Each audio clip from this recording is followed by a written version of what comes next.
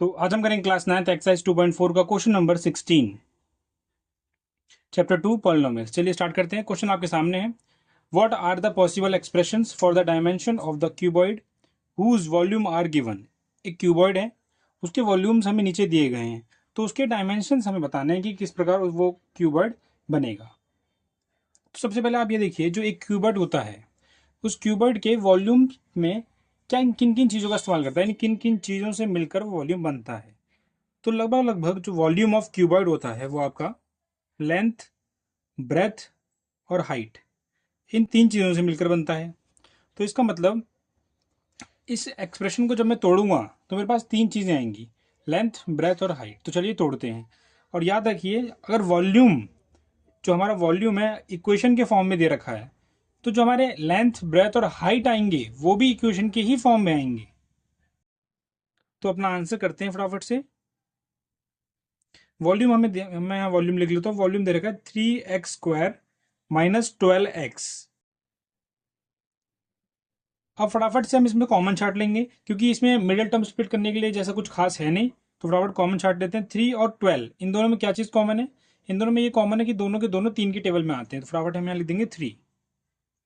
इधर x² और इधर x, इन दोनों में क्या कॉमन है? x कॉमन है, तो इसको ले लिया x। अंदर देखते हैं ब्रैकेट में क्या बचा, यहाँ पे 3।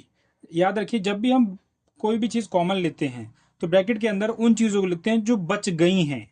तो हम 3 और 12 में से 3 तो कॉमन ले लिया, तो 3 की जगह क्या बचेगा? 1। और 1 लिखना ज़रूरी नहीं होता। और x, 2x² थे, तो एक एक x² यहाँ से लिया, एक यहाँ से लिया, तो यहाँ पे एक x² बचा होगा, तो बचा x। माइनस का निशान एज इट इज। 12, तो 3 की टेबल में 12 कितने टाइम्स में आता है? तो 4 टाइम्स में। तो यहाँ पे क्या बचेगा? 3 4 जा 12। x तो पहले ही यहाँ जा चुका है, तो हमारे पास आया 3x ब्रैकेट में x माइनस 4। अब आप कहोगे ये तो सिर्फ दो ही हैं, 3x और x माइनस 4, जबकि वॉल्यूम निकालने के लिए 3 की जरूरत होती है, लेंथ, ब्रेथ और हाइट की। तो ध्यान से देखिए, जो 3x है वो अलग है, 3x और x माइनस 4, ये तीन चीज़ें हैं इसके अंदर। हम लिखेंगे 3, x माइनस 4। इसमें से आपका कोई भी लेंथ, कोई भी ब्रेथ और कोई भी हाइट हो सकती है। हमें क्वेश्चन में ये नहीं बोला गया कि डिफाइन करो कि कौन सी लेंथ है, कौन सी ब्रेथ और कौन सी हाइट है। सिर्फ हमसे इतना बोला गया कि लेंथ, ब्रेथ और हाइट निकाल के दिखानी है, तो हमने निकाल दी है। तो अब हम करेंगे इसका सेकंड पार्ट। चलिए फटाफट से इसका सेकंड पार्ट भी खत्म करते हैं करके। इसमें भी हमें सेम करना है, लेंथ, ब्रेथ और हाइट फाइंड करनी है। 12k² plus 8k minus 20k। तो इसमें देखते हैं, इसमें सबसे पहले हम छाटेंगे इसके अंदर क्या कॉमन है। इसको मिडिल टर्म स्प्लिट से भी कर सकते हैं, पर इतना बड़ा करने की कोई जरूरत नहीं है, क्योंकि हमें साफ साफ दिख रहा है 12, 8 और 20, इन तीनों के अंदर 4 कॉमन आ रहा है। तीन की जो तीनों डिजिट्स हैं 4 के टेबल में आती हैं, तो मैं यहाँ पे 4 कॉमन ले लूँगा। यहाँ KY², KY और 20k, इन तीनों के अंदर क्या कॉमन है? k, तो एक k, तो मैं तीनों में से k को भी कॉमन छाट लूँगा। फिर देखते हैं क्या बचता है। हमेशा जगह बचती है, तो 4 के टेबल में 12 कितनी बारी में आता है? तो 3 बार में। के हम पहले ही ले चुके हैं, तो क्या बचेगा? y² प्लस 4 के टेबल में 2 कितनी बार में आता है? 2 टाइम्स पे, तो मैंने लिखा 2। के हम पहले ले चुके हैं, तो बचेगा y। माइनस के साथ एज इट इज 20k। 4 के टेबल में 20 कितनी टाइम्स पे आता है?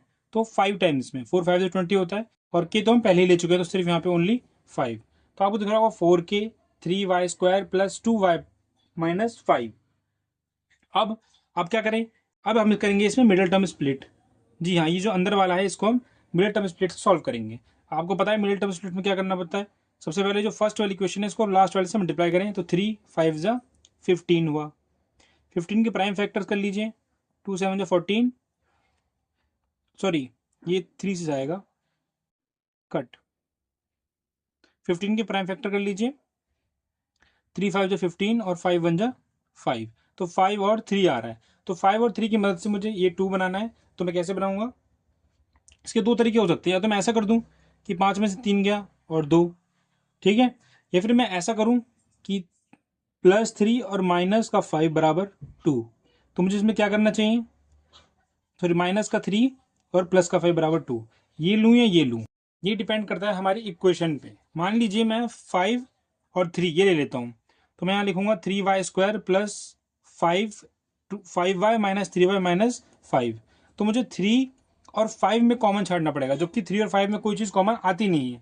और दूसरी तरफ मुझे यहाँ पे 3 और 5 में कॉमन छाड़ना पड़ेगा, तो यहाँ पे भी कुछ कॉमन नहीं आएगा। तो इसलिए मुझे ये बात सोच समझ के लेनी है कि मैं 5 को उस तरफ रखूँ या 3 को उस तरफ रखूँ, तो मैं ये वाला लूँगा। देखिए ये वाला आसान होगा, कैसे करेंगे देखिए। 3y² minus 3y plus 5y minus 5। अब देखिए इसमें मैं कितनी आसानी से कॉमन छाटता हूँ। यहाँ 3 कॉमन हो जाएगा, यहाँ 5 कॉमन हो जाएगा। 3 और 3 में 3 कॉमन हुआ, यहाँ पहले 4 के लिए साथ में लेके चलिए, तो यहाँ पे 3 लिख लिया।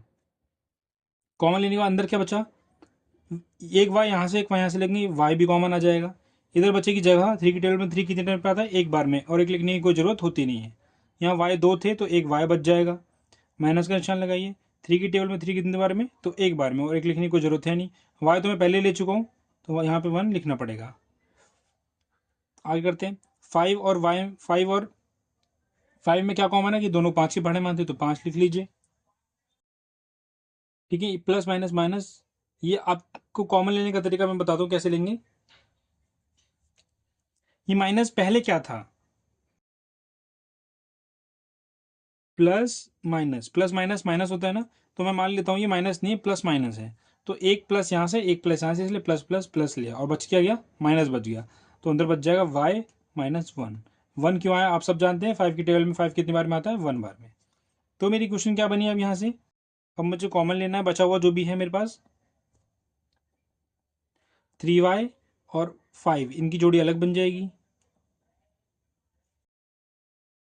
और y-1 इनकी जोड़ी अलग बन जाएगी। तो मुझे साफ साफ यहाँ पे मेरे को 3 वो दिख रहे हैं अपने। 3 क्या है, पहला 4k, दूसरा 3y प्लस 5, और तीसरा y-1। तो इन तीनों में से कोई भी लेंथ, ब्रेथ और हाइट हो चुकी है। हमें ये नहीं फाइंड करना कि कौन सी लेंथ है, कौन सी ब्रेथ है, कौन सी हाइट है, बस हमें बताना है कि इसकी 3 इक्वेशंस क्या होंगी, तो वो ये रहे आपके सामने। तो इसका 16 क्वेश्चन खत्म हो चुका है।